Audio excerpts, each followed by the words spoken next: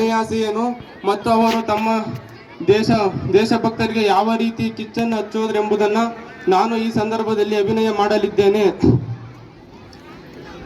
ಈ ರಾಯಣ್ಣನ ಕೊನೆಯ ಆಸೆ ಏನೆಂದರೆ ಕನ್ನಡ ನಾಡಿನ ಮುತ್ತಿನ ಮಗಳಾದ ವೀರ ರಾಣಿ ಕಿತ್ತೂರು ಚೆನ್ನಮ್ಮನ ಹೊಂಗನಸ್ಸನ್ನು ನನಸ್ಸು ಮಾಡಬೇಕೆಂಬುದು ಈ ರಾಯಣ್ಣನ ಕೊನೆಯ ಆಸೆಯಾಗಿದೆ.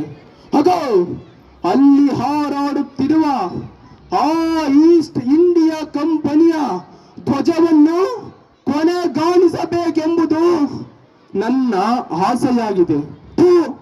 ಕೆಂಪು ಮುಸುಡಿಯ ಪರದೇಶಿ ನಾಯಿಗಳೇ, ವ್ಯಾಪಾರದ ನೆಪವೊಡ್ಡಿ ಈ ಭಾರತ ದೇಶಕ್ಕೆ ಬಂದು ಭದ್ರ ಬುನಾದಿಯಂತಿರುವ ಈ ಭಾರತವನ್ನು ಆಕ್ರಮಿಸಿರುವ ನಿಮ್ಮಯ ರುಂಡಗಳನ್ನು ಚಂಡಾಡಬೇಕೆಂಬುದು ನನ್ನ ಆಸೆಯಾಗಿದೆ.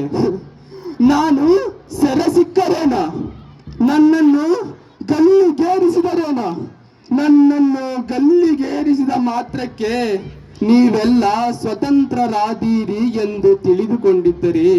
ಅದು ನಿಮ್ಮ ಭ್ರಮೆ ಅಷ್ಟೇ, ಭ್ರಮೆ. ಏನು ನನ್ನ ಕೊನೆ ಆಸೆ ಏನೆಂದು ಕೇಳಿರಿವಲ್ಲವೇ? ಹಾಗಾದರೆ ನನ್ನನ್ನು ಬಂಧಿಸಿರುವ ಈ ಸರಬಳಿಯ ಬಂಧನದಿಂದ ಒಮ್ಮೆ ಮುಕ್ತಗೊಳಿಸು.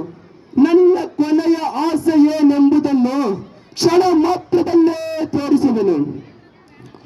ಓ ನನ್ನ ತಂದೆ ತಾಯಂದಿರೇ, ಅಣ್ಣ ತಮ್ಮಂದಿರೇ, ಅಕ್ಕ ತಂಗಿಯಂದಿರೇ, ನಿಮ್ಮೆಲ್ಲರ ಅಭಿಮಾನಕ್ಕ ನಾ ಕೈ ಜೋಡಿಸ್ತೀನಿ. ನಾಡ ಯೋಧರು, ದೇಶ ಬಾಂಧವರು ಕೂಡಿ ಕಿತ್ತೂರು ಸಂಸ್ಥಾನನ ಪರತಂತ್ರದಿಂದ ಪಾರ್ ಮಾಡಕ ಹೋರಾಡಿದ್ರು. ಆದ್ರ ತಾಯಿ ನೆತ್ತ ಮಕ್ಕಳಗ ವಿಷ ಉಣಿಸುವಂಗ ನಮ್ಮ ಮಂದಿ ನಮ್ಗ ಮೋಸ ಮಾಡಿದ್ರು. ಹೋರಾಡ್ದಾಗ ಎಷ್ಟೋ ಮಂದಿ ಜೀವ ಬಿಟ್ರು, ಎಷ್ಟೋ ಮಂದಿ ಸೆರೆಯಾದ್ರು.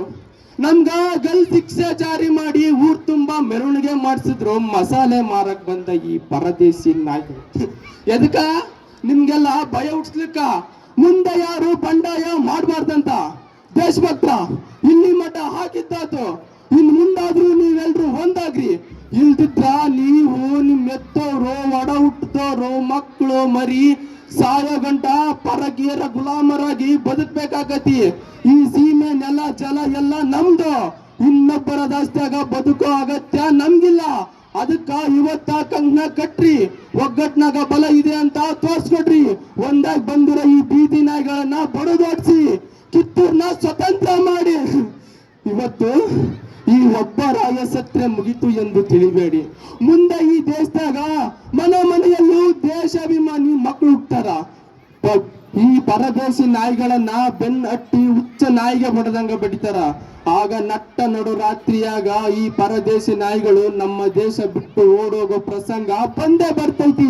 ಭಾರತ ಭೂಮಿ ಸ್ವತಂತ್ರ ಆಗ್ತೈತಿ, ಕರುನಾಡು ಸ್ವರಾಜ್ಯದ ಬೀಡಾಗ್ತೈತಿ.